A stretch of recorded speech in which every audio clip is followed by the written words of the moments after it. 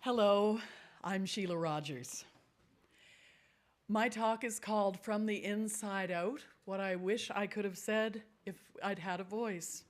Of course, you think I have a voice, even a national voice, but I've completely lost my voice a number of times over the last 3.5 decades and for extended periods of time. Can you imagine my anxiety? Will it come back? What if it doesn't? I actually don't know how to do anything else but talk.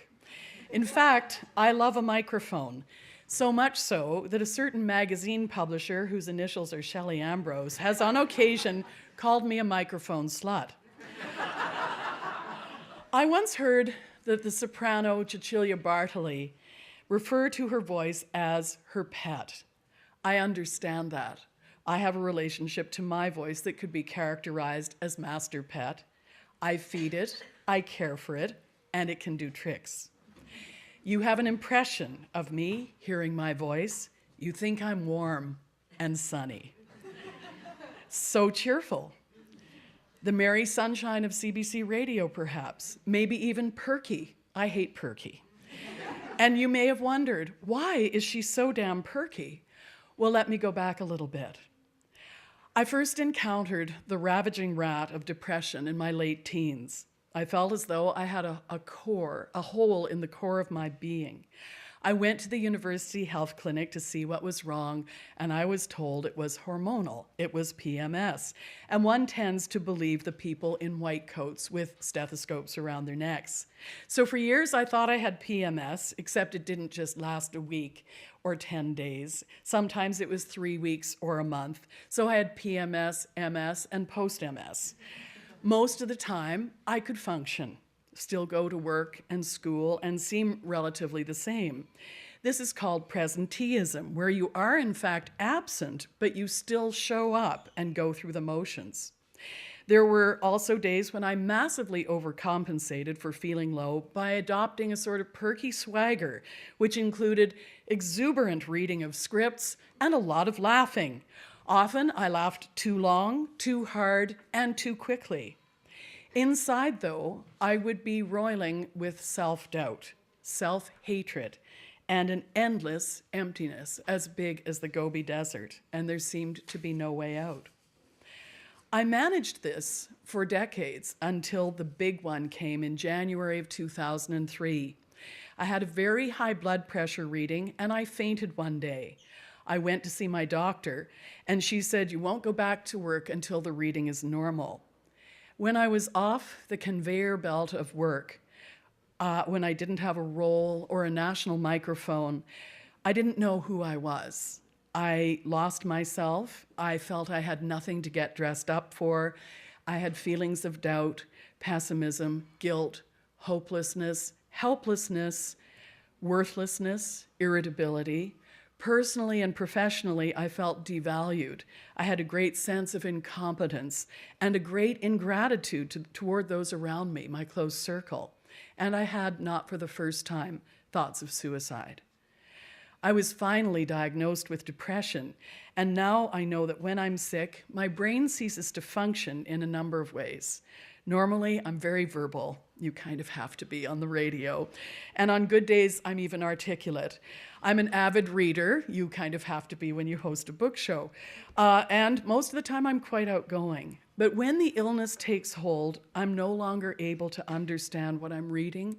My verbal skills become really jumbled at best, and at worst, almost non-existent. I think the big one from 2003 had been coming for some time. For years, it was like a train that I kept on missing. But then I got off the treadmill of work, and it stole in like a thief. I was pinned down by a deep lethargy, and at one point, here it comes, I couldn't talk. I couldn't find my voice. I could only squawk. For 3 weeks, this chickeny thing was coming out of my mouth. Funny how it hits you where you live. And when I had no voice, people asked me questions, and here's what I wish I could have said, even though I had no voice. When people said, "Get over it," I wish I could have said, Oh, thanks. It never occurred to me that I just needed to adjust my attitude. When people said, happiness is a choice, I wish I could have said, so you think I'm choosing to be this way? When people said, you're being self-indulgent, I wish I'd told them to F off. When my husband asked, what should I tell people? I wanted to say, tell them I just can't get out of bed. Tell them I find the ceiling endlessly fascinating. I can't talk, call work, make something up, tell them I have the flu, strep throat, pink eye. People really hate pink eye. When kind, loving people asked, what can I do? I would love to have said this or have heard this. Let me know that you're there. Even if you think I don't care, if this continues, let me know that you're still there.